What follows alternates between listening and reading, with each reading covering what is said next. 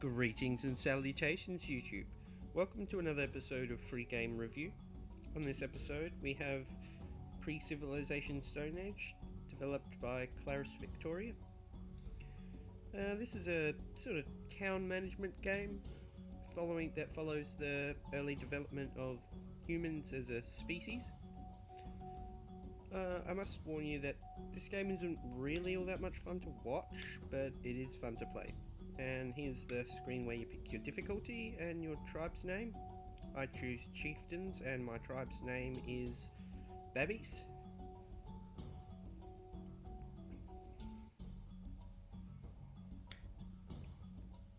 And there's a short tutorial. I have played this game, but I choose to play through the tutorial anyway. It just introduces you to basically the story of the game. I'm just assigning people to work at gathering food for the people. This is the whole screen of the game. It offers everything that you need, the time that's there, then the population and how much the population is growing, the food that you're gathering each turn, the stone that you're collecting each turn, culture, and then how strong your army is. Right now my army's at 0 because I don't really need an army. And here's the tech trees. As you can see, it goes through different ages as you progress in time. It's lots of different techs. I'm just having a look at each one now to see what they do before I decide which one to pick. I think I go with knowledge of plants to help my people gather up more food in the foraging. And an ice age has just started. That's another thing that happens along the time. You'll have different conditions that alter how much food you get, how much culture you get, how much stone you get, how your population grows. Although food and population growth are directly linked.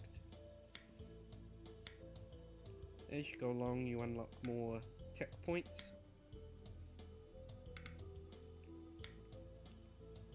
Basically, it works on turns. Each turn you decide what you want to do with your people.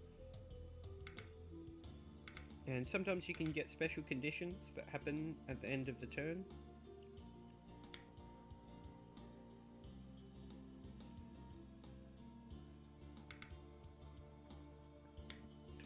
Basically what you want to do is try to have an army big enough that your threat level is low. And when you're gathering resources, sometimes you'll find special areas that help them gather up more resources.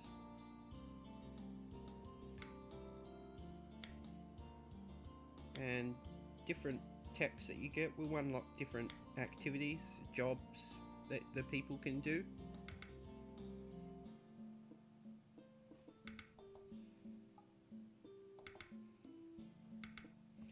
I'll just swap one over just so I can start getting some more stone. Stone's not really important at the start, but it is a bit later when you want to build some buildings.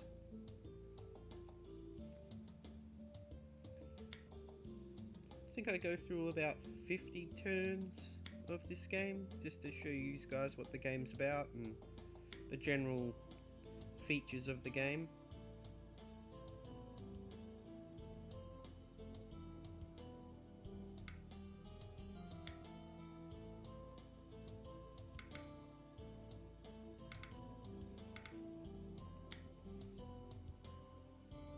And here we go, this is the evolution screen.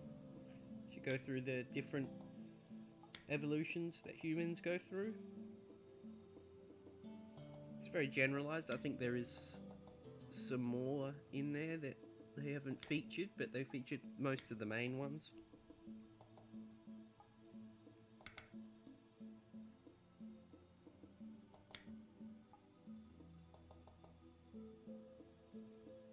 As I said, this game isn't much fun to watch, but it is lots of fun to play. Just trying to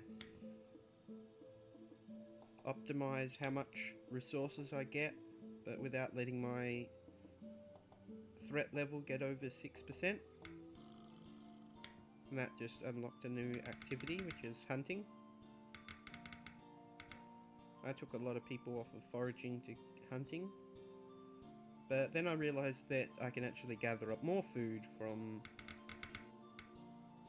foraging because of the special bonuses that I got from finding the nut groves. Just readjusting my people to optimize how much resources I get. And here's just checking to the resources. Now just checking the buildings. And I built some dwellings.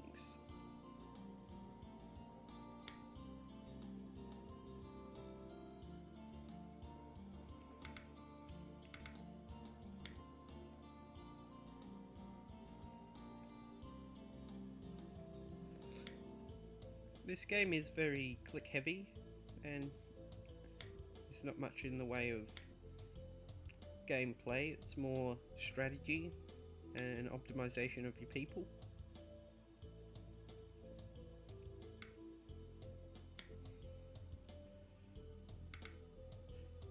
The game does end, I think, at 100 turns, but you can keep playing afterwards.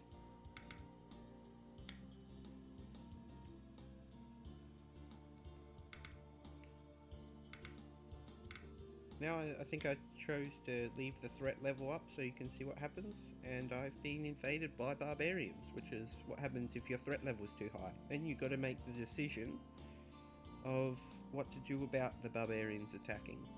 There's also other conditions like this that happen that have nothing to do with your threat level. They can just pop up at time to time. I think it's random when the events pop up.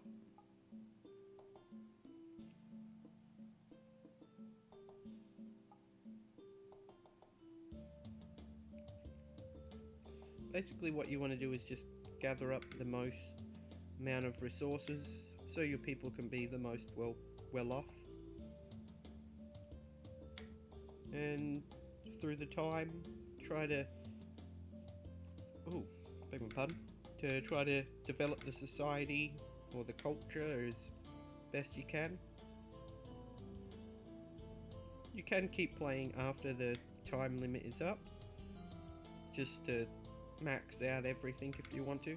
I personally did that.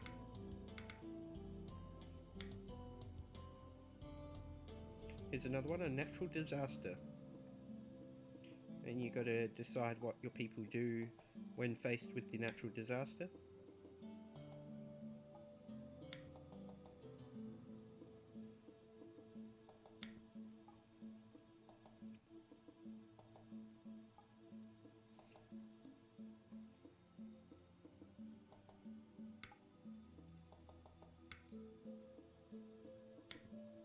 I was going to pick the advanced hunting, or trapping it is actually, but then I decided maybe I'll pick something else, but I decided to pick trapping anyway.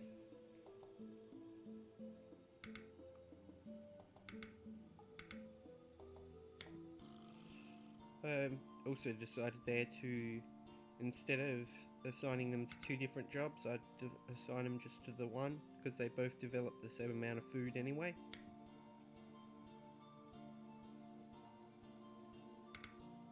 Yeah, so I would definitely recommend playing this game. I give this game a 4, just a flat 4, as it's not really all that heavy in gameplay, because it is mostly just making decisions and clicking different things, but it's still a fun game to play. It's I haven't found any bugs in the game or anything like that, so that's always good. But I would highly recommend playing this game. The link's in the description as always.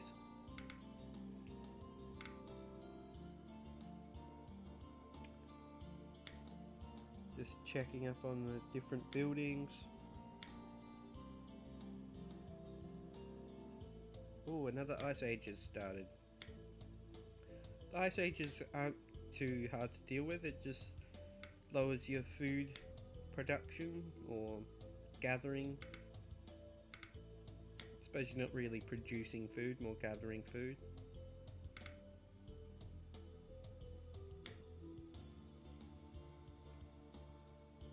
But definitely worth a check out.